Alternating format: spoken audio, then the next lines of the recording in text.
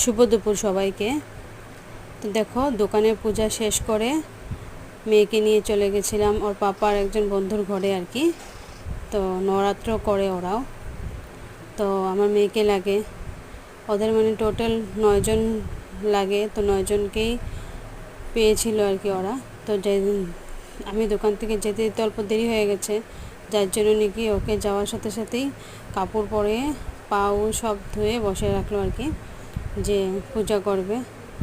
তো ও খালি বলছে কি করে এগুলো, কি করে, মানে সব দেখছে আর কি, কি করে কি না সব কিছু দেখছে।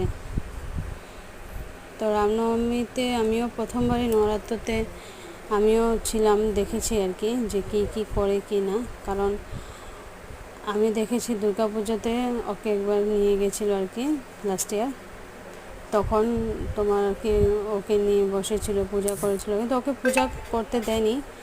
আমাদের ওকে শুধু ডেকেছিল যাওয়ার জন্য আর কি পূজাতে। তো গেল বছর বসায় নেই, আমরা দূর থেকে সব দেখেছি পূজাতে।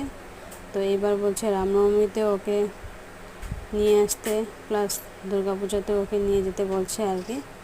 তো চলো, দুর্গাপূজা তো এখন দেরি আছে, পরে দেখা যাবে কি হয়। তো রামনবমীতে ওকে নিয়ে গিয়েছিলাম আর কি।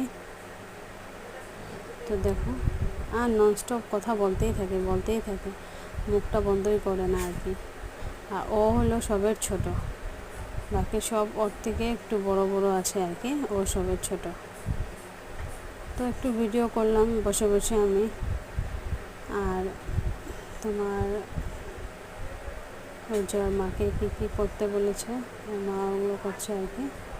এই দেখো, সবচেয়ে বড় এই মেয়েটা, তো ছোটোর থেকে বড় আর কি সে করা হয়েছে। ভাল লাগে বাচ্চাদেরকে সাজানোর পরে, দেখতে খুব ভাল লাগে আর কি। ওইটাই, সানডে ছিল যার জন্য দোকানে পূজা শেষ করে তাড়াতাড়ি আমরা বার হয়ে গেছিলাম, যার জন্য তা ওকে নিয়ে যেতে পেরেছি। যদি উইকডেজ থাকতো তাহলে পারতাম না, তাহলে কাজ থাকতো আর কি, কাজে আসতে হতো।